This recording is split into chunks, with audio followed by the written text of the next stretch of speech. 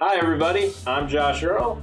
And I'm Will Garcia. And together we're the Hoops Guys. And today we are having our second fan show, a.k.a. Friday's Awesome News. What now? What? Yeah. So, again, if you didn't see the first one, this is just a show where we run through all the cool stuff on the interwebs that came out this week. We talk about a lot of writers who we follow, and they put a lot of cool stuff on a lot of cool websites, and we just kind of filter it out and talk about it and spaz out like the basketball junkies we are. Oh, yes. Yes, we do. So, first piece for today's discussion comes from both of our favorite writers, Zach Lowe from Grantland. Dude's awesome, and he's talking about the NBA's conference imbalance issues and proposes a couple little solutions. Take it away, bud. Yeah, so there were a couple of interesting things in this piece by Zach. First off, and he starts it out with this, he notes that several league sources are currently discussing, at least in the infancy stages, how to go about changing the playoff setup right now to something that's more akin to a flat-out 1 through 16 seeding, which a lot of people have been clamoring for. It's something I've been wanting for a long time. And so the fact that it's already being discussed in the league is really cool to hear from somebody who's as connected as Zach is. Yeah. He does follow that up, though, by noting some of the kind of negative externalities that would come from trying to implement such a change. I mean, once you change that system, you're talking about you gotta adjust schedules, there's flight times, arena bookings, gate receipt issues. There's the whole argument about rivalries and will the traditional ones still survive? Because you totally can't make new rivalries by having new teams play each other, but whatever. Yeah, not to mention Minnesota is much closer to like Chicago and Milwaukee than any other place they currently Does Minnesota even have rivals? Like, what's their rival? I don't think they've had one in a while, at least. Everyone's kind of cool with Minnesota. Yeah. Probably because they haven't won very much. Sorry. Probably. But, so there's a lot that would go into it. But there is a big reason to do this, and that's because it's been a long time now where the Western Conference, or the Western Conference, has just been head and shoulders ahead of the Eastern Conference, or should I say, the Leastern Conference. Yeah. Zach noted that the 9th place team in the West has ended up with a better record than about 2.5 Eastern Conference playoff teams on average since 2003. Wow. Over a decade. Yeah. Yeah.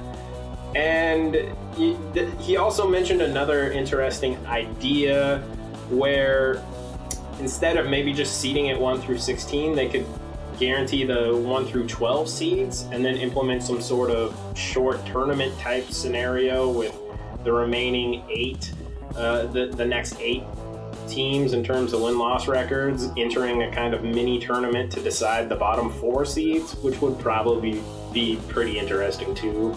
Yep. And the biggest thing, though, that I think smart people will take away from the article was one of the things about midway through the article, which he noted that every single part of the NBA ecosystem is inextricably linked with the other ones. Yeah. So if you make a change in the draft lottery, how that's set up, that could affect other areas. Likewise, if you change this playoff format, it's going to affect other things. It's going to affect scheduling. It's going to affect, in some cases, how a team views whether to rebuild or whether to try and contend to now. There's so much going on. Once again, context. And I really like that part of it. Yeah, right on. Speaking of things you really liked the idea of a 3-season weighted average determining draft odds, and sports economist Jeremy Arks, did I get that right? Arks? I think it's Arks, yeah. Yeah. He said the same thing. So why don't you tell him a bit about that? Yeah, so Will can attest to this, as can our friend James Carthy. I've been saying for years that if they actually wanted to do anything to realistically curb tanking, even though Will and I both completely think tanking is bullshit, media-driven narrative that is in no way based in reality, sans few teams like the Sixers. Yep. I don't think it's a problem that needs to be fixed necessarily. But given the perception and how important the NBA holds its perception, I wouldn't be surprised if they try to make a change. We already saw them try to adjust the draft odds earlier this year that got voted down. Surprisingly, it got overturned. This is something I thought made way too much sense, is just have the odds based on a weighted 3-season average win-loss record or win-loss percentage. And that way, if you are a team that's planning on tanking, guess what? You're going to have to lose big for 3 straight years. And you usually don't have 3 straight years of big tanking to survive career-wise. On top of it, you have to be certain 3 years out that the number 1 pick in that draft is going to be worthwhile. And not only that, with the draft lottery system, you probably still wouldn't get it. Yeah, exactly. So it's just rife with too much uncertainty for anybody to really be inclined to try tanking. So if there were an actual problem with tanking, it would seemingly correct that. On top of it, it would prevent those scenarios, and it kind of sucks because we love the Spurs, we love Tim Duncan, we love Tim Duncan on the Spurs, but it would prevent scenarios like that, where a really good team has one really shitty year, and they wind up with the top pick. Can you imagine what would happen if Indiana got like the number 1 pick this year? And then had Paul George come back healthy next year? Yeah. Exactly. It would prevent that by not allowing good teams to sneak into the draft lotto, at least the high draft lotto. And I think that would be really cool. And it really, the economist thinks this would help competitive balance too. In reality, competitive balance is really more of like a theoretical necessity than any actual necessity. The NBA has only gotten more popular over time, and they've been no more competitive really than they have during their entire run so far, because guess what? People just want good basketball. They don't want everybody playing around 500 ball. That sucks. That would be boring as hell. They love those dominant teams. And all of the major teams that made it to the conference finals last year, I've said this a couple times. I'm going to keep saying it until people start getting it. You probably get it if you're watching this, but tell your friends maybe.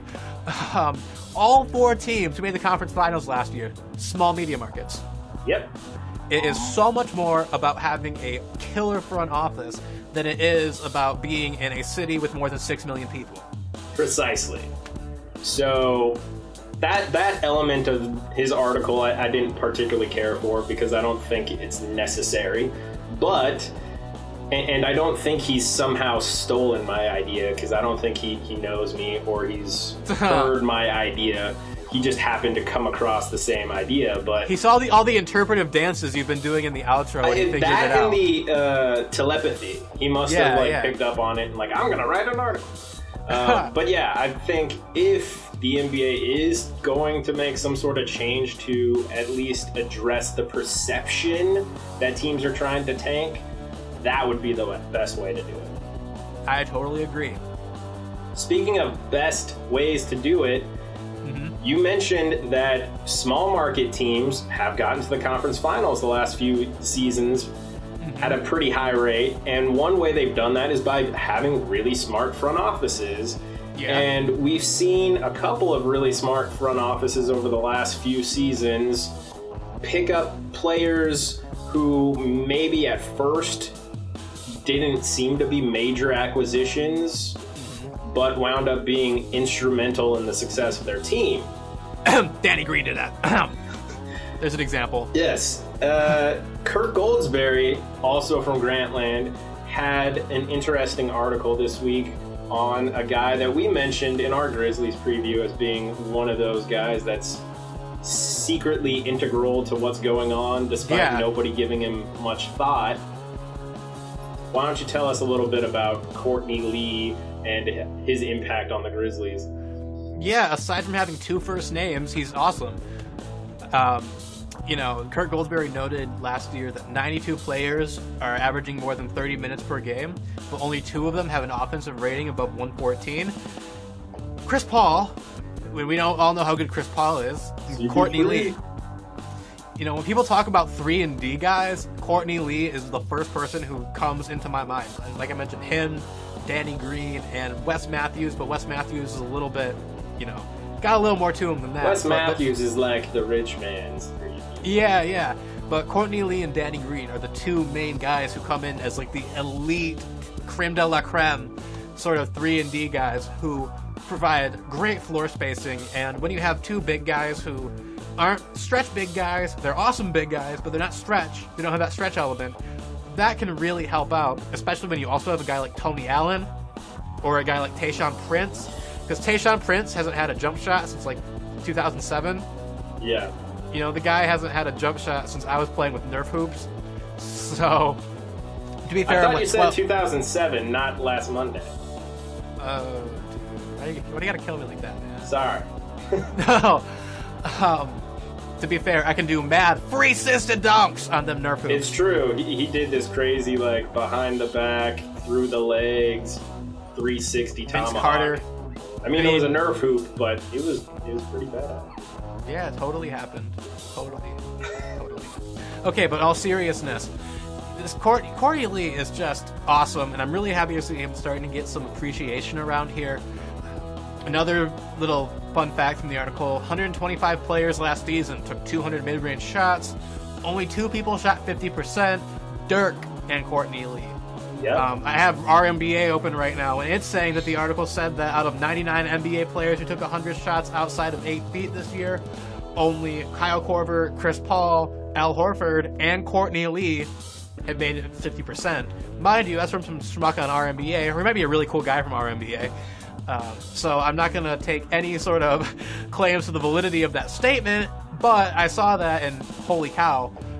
Courtney Lee is in an elite company in a lot of ways, and is a really good 3-point shooter who finally can space the floor because that Tony Allen, Tayshaun Prince thing wasn't working out, especially with those 2 big guys down there who need some space to operate.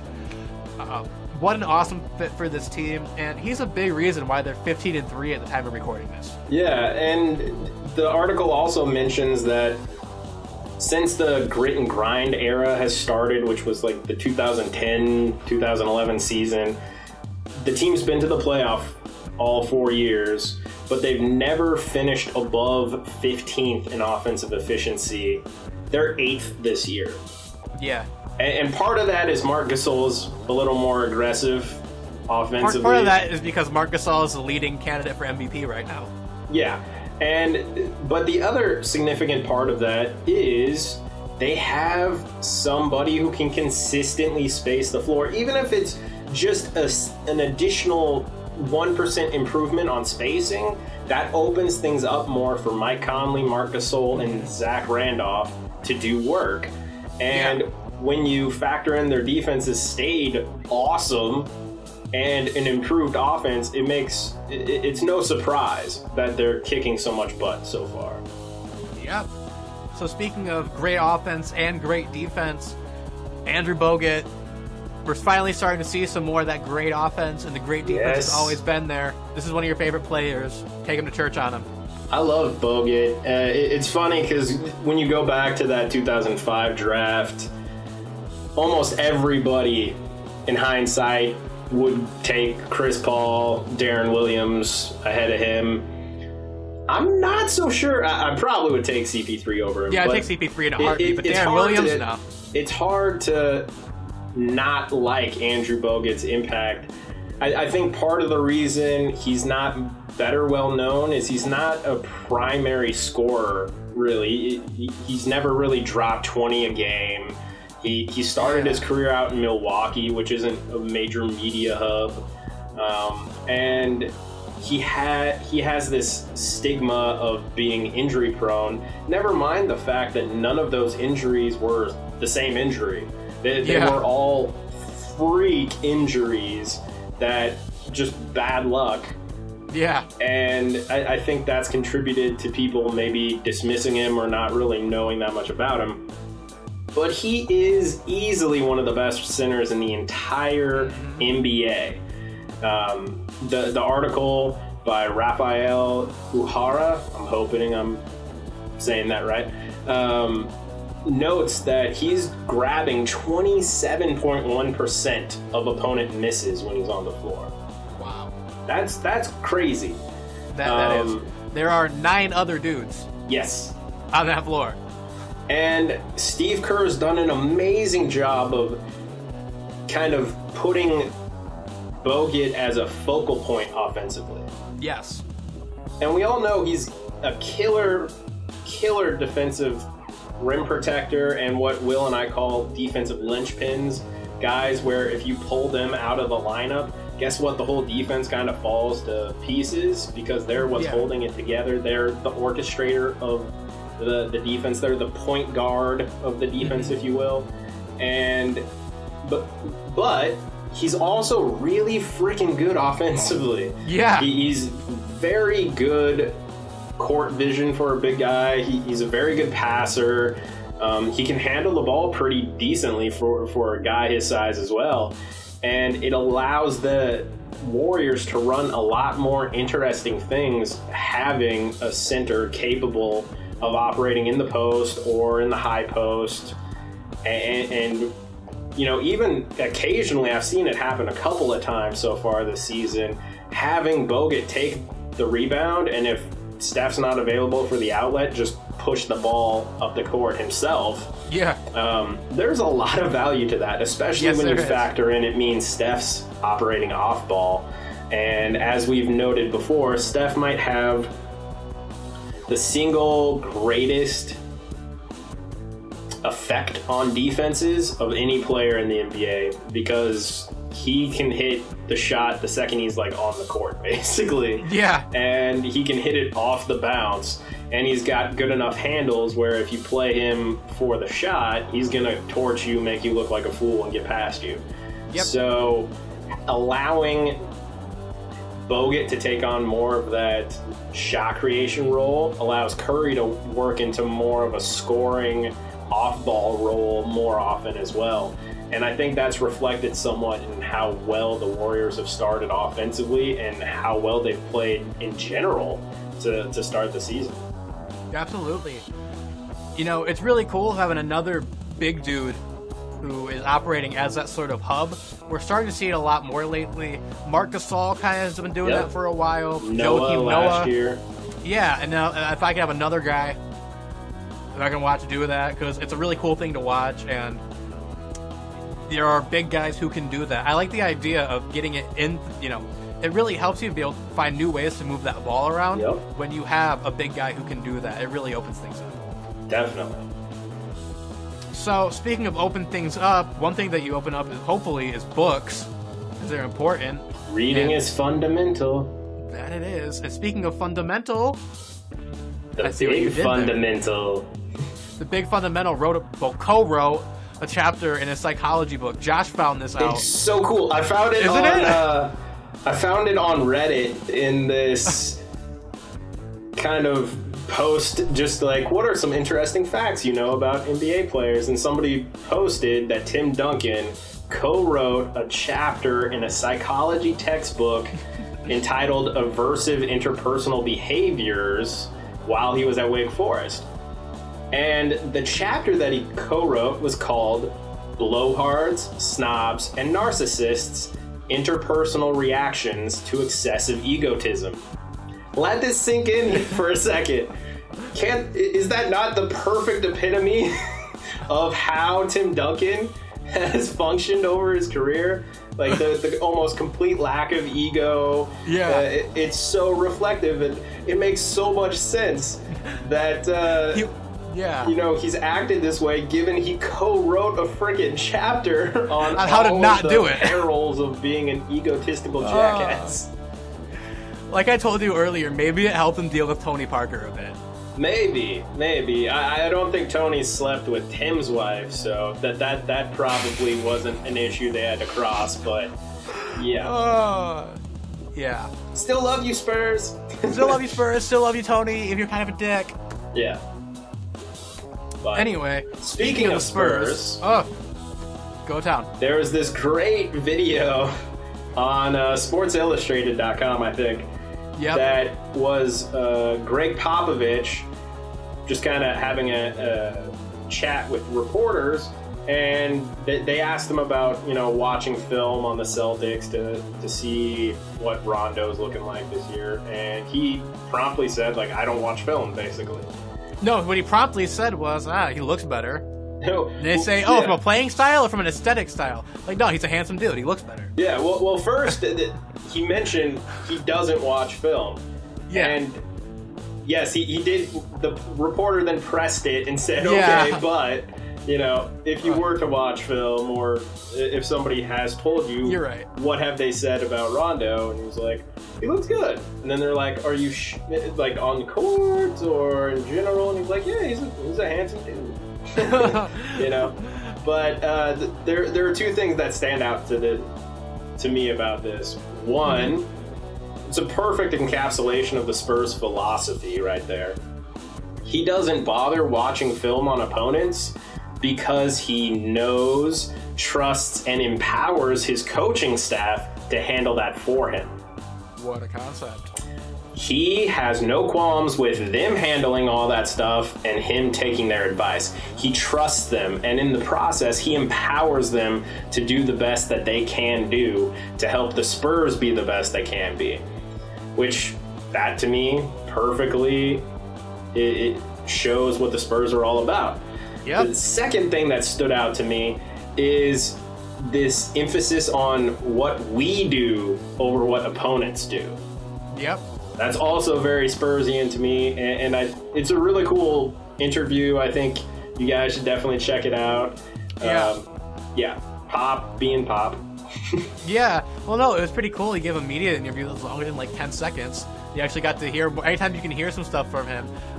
My favorite Pop interview, it's a little bit of an aside, but we got a little time to kill, is one with Fabrizio Oberto. Oh, yeah, that was a great one. You saw that one? Yeah, that one's really cool. We'll definitely put that one in there, too.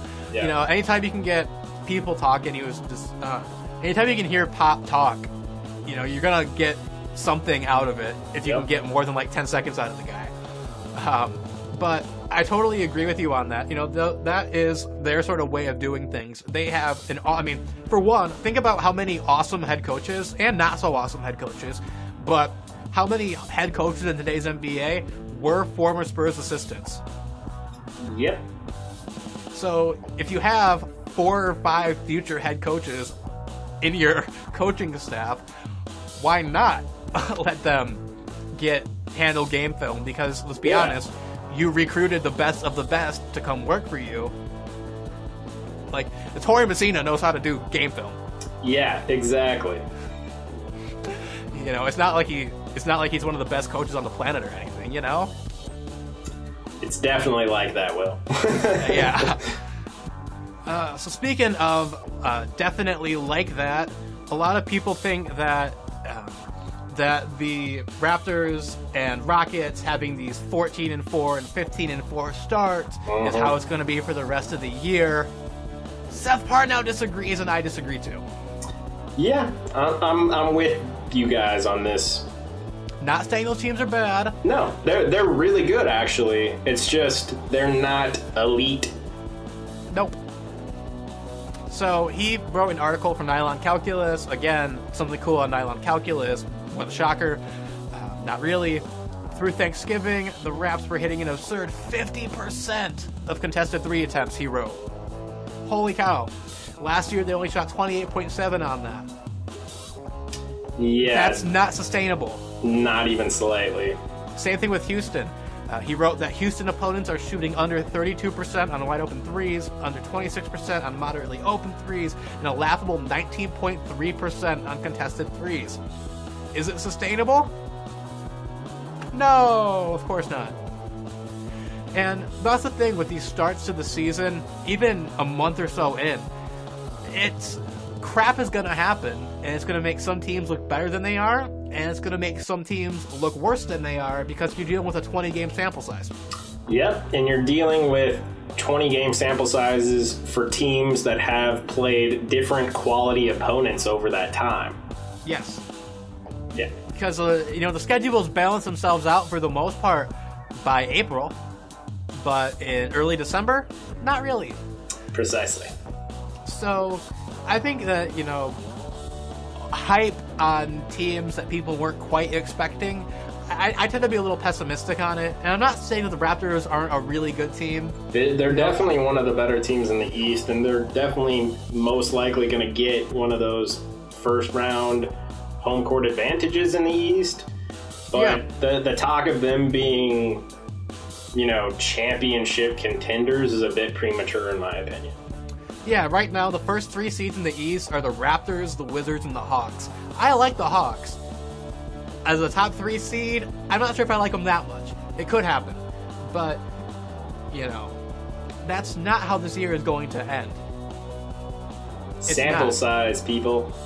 This is something that Will and I have talked about so many times. It's probably tedious to us now. But randomness is something that human beings have a difficult time addressing and acknowledging. Yep. We want to believe wholeheartedly that we are 100% in control of our destiny. And, I can pull myself up on my bootstraps and I can become the president of the world someday. Yeah. That's possible. It could happen. That's how probability works. Even somebody who got struck by lightning and bit by a shark still has some semblance of probability of winning the lotto. Yeah. It's probably really, really remote, but it could happen. But in general, randomness occurs. It only tends to, over longer samples, even out.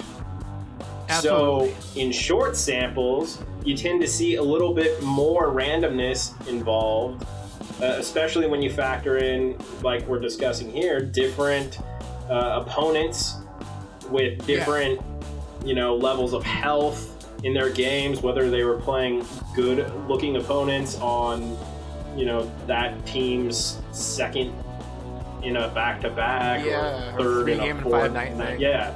So there's a lot of things that go into it, and randomness is a big part of it, especially this early in the season. So there's part of the reason why the Rockets, the Wizards, and the Raptors, among others, have gotten off to such great starts is some of it's pure randomness. I mean, look at the Sixers last year. Over time. Yeah, remember the Sixers last year? Yep. How they went a little over 500, like, oh, they're going to be a playoff team. No, they're not. They don't have a single NBA player on that roster, other than Michael Carter-Williams. So, and that's even kind of debatable. No offense, NCW. Gosh, I'm going for broke today. Apparently. But the Kings this year, I think it's a similar thing. This is a bad team, and Isaiah Thomas to Darren Collison, whether or not that's an upgrade, really up for debate. I know what side of that I'm on, but we're not going to get into that again. But that's not going to take that team from like 25 wins to 500. No. And, it's part of something we touched on in the first fan show, the emphasis on narratives. Yep. So it's kind of boring for casual fans and for sports media writers to write articles about how, well, the Rockets have a really good record so far, but they've only really kind of played mostly average to below average opponents and haven't really been tested much. And we're not 100% sure this is real or if it's pyrite. Plus, they've had statistically crazy crazy terrible shooting percentages against them. Yeah. That are not sustainable at all. Exactly. Average 27% from three, their opponents. I don't care how good of an NBA team defense you are, not going to continue against NBA teams. Exactly. So yeah, a lot of crap went into it. Yeah. You know, and I think that's kind of what's been going on this year in a couple of ways. There are a couple of new teams, though. Not new teams, but teams that are new to sort of like true contention. I'm using air quotes. Because I think that a couple of these teams were always really good and maybe just a couple little tweaks away from being able to be in that spot. But like Golden State, they're not going to continue this year at a 15-2 pace. Like that would be insane. That would be historically amazing. Same thing with the Grizz at 15-3. But those are two really good teams that are just playing better. Yeah. You know, with the Grizzlies, they continue this after the All-Star break. You know, from last year. Yep. The Hawks going 11-6, I can see it at that similar of a pace. They could be like a 50-52 win team. They have a lot of really good players that can ball out of their minds. So there are a couple things where it's like being able to differentiate out of a 20-game sample size. It's really hard, you know. And I might be making a butt out of myself on that Hawks sort of prediction. I might be, but being able to differentiate, you can't just look at win-loss. You know, there's so much more to the NBA, especially when you're looking at sample sizes this small, than just winning and losing. You know, like, you have to look at the individual player stats. Is anybody shooting it really crazy? Like with Kyle Korver, for a while, he was shooting like 55% from three. I'm pretty sure he was above 50 last year, though. From three? No. Well, he was leading the league at like 47, 48% or something like that. Yeah, but for a while he was like approaching 60% from three for a couple of games, for like the first 10 or so games. Doesn't surprise me. Kyle Korver's really good. He shoots hot fire like Dylon, but that's not sustainable. Yeah. That would be historically amazing. Like Tony Parker's three-point shooting? But, you know, so that's just the kind of thing here. Sometimes people get so caught up in just basic win-loss to determine whether or not a team is good. And that might work in February and March, but this early in the season's still really young, guys. And part of the stuff that's feeding this too is point differential, which a lot of analytics kind of focus in on, and generally are a good determinant of how good a team is, but they're also context specific. Yep. If you're the Rockets and you've mostly played teams that you should beat, and you beat them, and you beat them well, that doesn't necessarily mean that you're the best team in the league just because your point differential's off the charts. Yeah. You know, you have to factor in who were the opponents, what were the context of the game. You know, let's say they played the Spurs. Okay, were Timmy and Manu sitting by chance, or Tony sitting? You know, there's a lot of if they played, say, the Bulls, you know, was that the third game in 4 nights for the Bulls? Yeah. All of this factors in. And once again, there's that thing we mentioned earlier, randomness. Yep. Some nights your shots are going to fall, even if they're highly contested. Likewise, some nights you're going to have wide open looks that for whatever reason will not drop. Yeah, even Brandon Jennings can drop 55. That he has, yes. Let's repress that one. But in all seriousness, this has been a really cool season. You know, a lot of the teams that I was really high on coming in have balled out of their mind. A couple of them haven't. Cleveland, in particular, I'm going to touch on them a little bit because I wrote a comment on a YouTube video about Cleveland, and I'm going to talk about it because I want to talk about it. They don't have anyone, and this is also per Seth Partnow of Nylon Calculus. They don't have anybody in the top 25 in his rim protection stat that looks at points saved at the rim. Anderson Varejau's like 26th, and then after that, there isn't anybody on the team even close. Sounds about right. Yep. So for people who are wondering why Cleveland might be struggling, for one, new coach, new system. For two, the system is radically different. So it isn't like... And three, there's a huge roster turnover. Yes. That, like, Kyrie, Anderson, Varejao, Tristan Thompson, and Dion Waiters are all still there. And, of course, our boy Delly. Yeah. But you're talking about adding LeBron James, Kevin Love, Mike Miller, James Jones, a few other people, Don't too. forget Brendan Haywood. Yeah, Brendan Haywood, Sean need to get Marion. There's been a lot Joe Harris is getting of minutes, additions to the roster. Yeah. You're trying to incorporate all these new guys, especially LeBron and Love, who are going to play major roles in your new offense. And you're trying to do all that while changing the offensive and defensive systems under a coach who's, adapting to coaching in the NBA level. And it's an amalgamation of lots of shitty circumstances, not dislike what happened to Anthony Bennett to start his rookie year, where a lot of things kind of contributed to making it a crappy start. It's not that surprising that the Cavs are off to a rocky start, considering all of this change. And, change takes a little while to get used to and to become the new normal. Yep. By the time, All-Star break comes around, they'll be fine.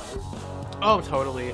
That is the one concern, is rim protection for that team. That is the one sort of concern. In Miami, where you have Chris Bosh, you have Dwayne Wade, who back in his prime was blocking like 1.5 shots per game and could block shots as a weak side guy just because of how athletic he was and how long his arms were. Plus LeBron James.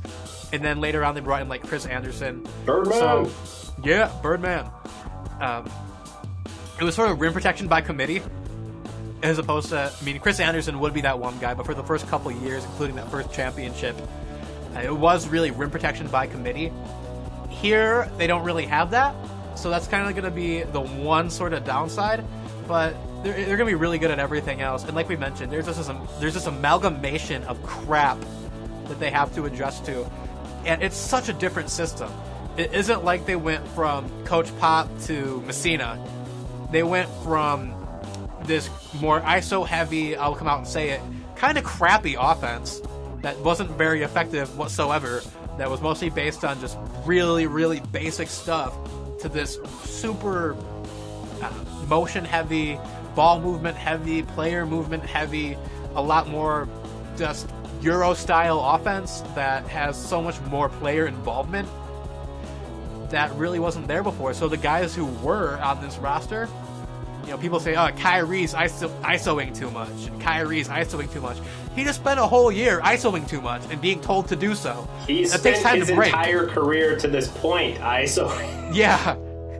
That's what he's told to do. Old habits die hard, man. Yes. Like John McClane. Yes. So, I don't know. I saw people on the Cleveland, they're only 9-7. Well, to be fair, Miami, in their first year, we remember how that went down. The media narrative was, fire Spo! They gotta fire Spo! Spo's terrible! Fire Spo! He's like 20! You should fire him! Like, that was the media narrative. And pretty much. No, he's excellent. And I think that David Blatt is probably gonna get some of the same treatment if he isn't already. And it's totally unfair because, really, and you mentioned it, I think it was your 20 prediction on our Cavs preview, that his seat might be feeling a little heat because it might not meet expectations. Mm-hmm. Well, you were right. And it's entirely unfair. So that's how that works out. So we've covered the Grizz, we've covered the Warriors, we've covered the Raptors, we've covered the Cavs. I think those are the hot teams right now. We covered the Spurs. Is there anybody else that you're looking at this year? Any other teams that have you intrigued? For me, the teams that I am most interested in when I do have any semblance of actual free time is the Spurs, of course, the Mavs, the Grizzlies, Warriors, Blazers, of course. Yeah. Definitely the Blazers. And the Bulls and Hawks and somewhat the Cavs and Bucks on the East. Really? How do you feel about the Bucks this year? I'm not so sure how to take their performance this year. They're like 500. I think it's mostly contextual, but it's in large part because of their defense to this point. Okay. I just kind of like a lot of players on that roster. I don't like their coach. No. I don't like a person who abuses their spouse. Yeah. Not my thing. But aside from Kidd, there's a lot to like about that roster. I mean, first off, I don't think Giannis Antetokounmpo is going to be nearly as good as pretty much everyone else does. But I love that kid. He's awesome.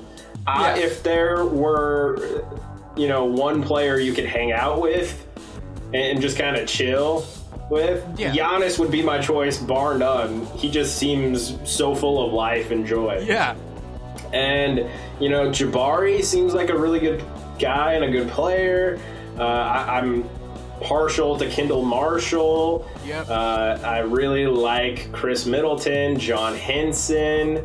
I think Nate Wolters and Zaza Pachulia and Ersan Ilyasova are all interesting NBA players.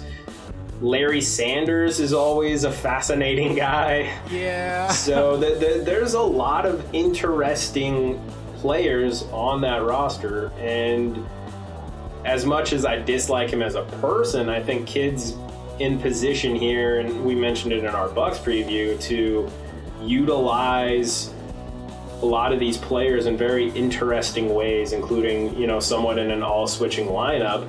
And because of that team's kind of interesting to me. Yeah, I think that if Jason Kidd's coaching philosophies were on someone who was less of a jerk... we'd love him, yeah. No. Yeah, I'd be like, oh, you're cool, you're awesome. You should have worked for the Spurs, they'd love you. You're a terrible They did try to sign him. Didn't they? Yep, Wasn't there that trade they with Tony tried Parker very hard to to sign him and play him and Tony together. Tony didn't really like it, and of course, Kidd wound up re-signing with the Nets at the time. Okay, right on. Yeah, I'm not so sure. Right now, they are the 6th seed in the East, which means they'd be like the 15th seed in the West. But, which... It's funny, though, because both of us mentioned in the Bucks preview that we wouldn't be that shocked if they wound up in playoff contention in the East. Yeah, I'm not so sure on this team being a 500 team. No, I don't. I think... I could go either way on it. Yeah, I wouldn't bet money on it, but on the same token, if they do wind up with the 8th seed and are near that 41-win mark, I wouldn't be supremely shocked. Yeah, I totally agree. One thing that I saw, I'm going to put a link to it, but apparently our boy Woj dropped a Wojbomb saying that Jeremy Lin's only going to be a 1-year player in Los Angeles. Doesn't surprise me. Yeah, and he said that people see him as like a backup point guard in the NBA. Yeah, that eye roll. I'm not really good at eye rolls, but you did a really good one there. Thank you. I have a Jeremy Lin Sanity picture framed right above my computer right now. I'm looking at it, and it's amazing because I think part of the reason why I like Jeremy Lin so much is it's a big FU to all of the things in player evaluation, that the cognitive biases in NBA player evaluation, at least the ones that I think are there. It's a big FU to those because, they tend to look at what a player can't do, and they tend to try and compare players to historical players in order to get a better sense of, okay, well, this guy who played kind of like him, he had a good career, so I can kind of put this guy in that box. And Jeremy Lin's an Asian guy who went to Harvard. Yeah. He was never going to get a shot in the NBA other than mostly as a marketing ploy, which was what happened in Golden State. And the fact that when he got an actual opportunity in New York, and it was only because they literally had no other option. Yep. There was nothing else they could do, and he showed that any player who has the skill set to be successful in a particular role if they're put in that role and trusted with it, guess what? They'll probably do good in that role. And guess what hasn't happened since he left New York? Being put in that good role that he's at. What a concept! Yeah. Jeremy Lin, in a pick and roll heavy offense with the right guys around him. Spread pick and roll heavy offense. Yes. Thank you. That would be killer. We know it's happened before. Not only in New York, but the games when Harden was out and Lin would put up crazy numbers. Guess what? That's because Lin's really good at scoring and facilitating out of pick and rolls. And if you pair him with a good pick and roll big man and some shooters around him, guess what? He's gonna be successful. Yet, because Harden played that role in Houston and Lin was kind of shifted to a lesser, more off-ball role, the perception of Lin changed again to, we were right, he's just a backup guy at best. When in reality, if a team had the personnel to run a 4-out offense and they were just needing somebody to initiate that offense and be a primary shot creator out of that offense, if they added Lin this offseason, guess what? He's going to put up good numbers. Yeah. Absolutely. You put a player in the role that they can succeed in, and chances are they're probably going to succeed at it. Yeah. I don't wish any injury on anybody, but if Kobe retired mid-season... Not going to happen.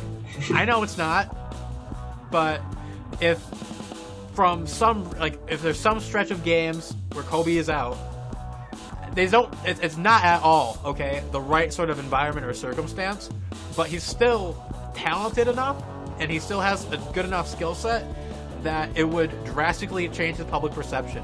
Because, look, you got mad at a guy for scoring less points and getting fewer assists playing next to Harden and Kobe versus being the number one option. Exactly. This comes back to something that we've said all the time and is kind of the unofficial motto of our channel. Context rules everything around us. Yep. It totally ruins the acronym, but hey, whatever. Yeah, it does. But really, context. Yeah, no. It was insane. I don't get the hate that's going on here, like the Jeremy Lin hate camp. People saying, the people are just overhyping him. No, look, in terms of getting to the basket, basically at will, because he basically can. Because his top speed isn't very good. But his quickness and his first step, it's amazing. It's one of the best in the league. And in a half-court offense, you're not going to get to your top speed. So that quickness is really what matters, and that's what allows him to get into that paint like crazy, where he can dish really well, good court vision there. And he's also one of the best finishing point guards in the league. He's improved as an outside shooter. Yep. That off-ball role in Houston made him better as a player. Yeah, the funny thing, people kind of get lost in all this context because his role has shifted so much, is he's only become better since Linsanity. He hasn't. It's like Chris Bosh in Miami. He hasn't gotten worse at all. In fact, he's improved. He just hasn't been in the same role since the explosion of awesomeness that was Linsanity. Yeah, it's he doesn't score as many points as he used to. He's only getting 12 shots. How many points do you expect him to score? He doesn't get as many shots as he used to. There you go. So I don't know. I'm just seeing. I don't know. I think that people are writing this guy off again, which, to be fair, I think teams are writing this guy off again, or at least several are, and the general perception is just sort of flawed, and it's really kind of BS. And the thing with this Lakers season this year, I watched a couple of their games. I don't know why. It was terrible. Probably because they were nationally televised games? No, not even. Then what the hell were you doing, Will? I warned you to not be such a masochist. But you see Kobe take 30, 35 shots. You could have given 5 or 6 of those to Jeremy? No, you couldn't. They have to all go through Kobe. They all literally have to go through Kobe. You haven't read the manual or drank your Kool-Aid, Will, they have to go through Kobe. Let me get some more Kool-Aid. It has to go through Kobe. That's how it works, Will.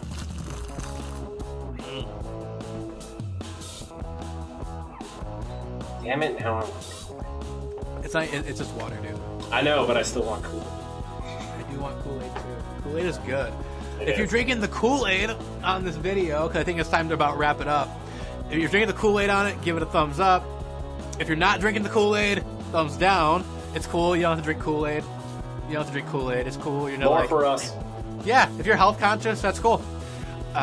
If you want to leave your comments on what you think about the NBA so far, or if you have any cool things from the basketball world that you've seen that you want us to cover, Yeah, definitely. yeah, drop that in.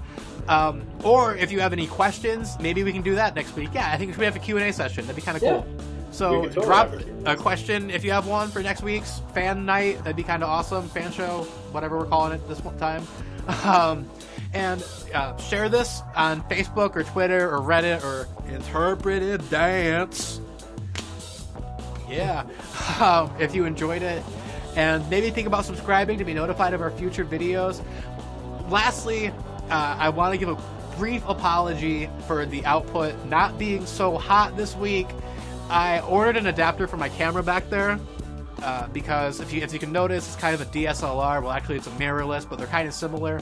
You have to set the focus on it yourself so that the image can be like sharp and stuff. You have to set that on the camera, and it gets kind of hard when you're filming yourself because the thing you use to look at that is on the back and you're in the front, so you can't really see yourself. I filmed a couple videos for this week, but all the footage was unusable and really blurry. And it really sucked because I wanted to get those out, but I couldn't. So I ordered an adapter last Wednesday. And the U.S. Postal Service, I ordered it from a place literally an hour from my house. I'm not even joking. He's not. And- I've seen the details. It's true. It's like an hour from this place. Yeah, and it took a week and a half for it to come through the mail. So I just got it today. Next week, we do plan on trying to go Monday to Friday to get those videos out again, getting back into the routine of things. This week, we're kind of going to take a mulligan on it if that's okay. Sorry, guys. Yeah, sort of let you down on that one. I feel pretty bad about it, but really, my hands were kind of tied. Yeah, we would have had a buffer of videos too, but the previous week, I actually had to spend the weekend in San Francisco for a funeral, so it was kind of just a bad couple of weeks for us. So we apologize. Yeah, we've been having an Anthony Bennett week. Yes. A couple Anthony Bennett It's weeks. like the last 2 weeks have been like our Anthony Bennett rookie season.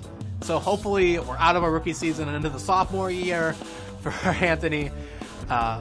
But really, just wanted to give a brief apology on that. Don't freak out. Videos will be coming out. It's just, you can't make videos when the camera thing isn't a working thing. Well said. Thank you. So anyway, peace out, guys, and thanks so much for watching. Take care, guys.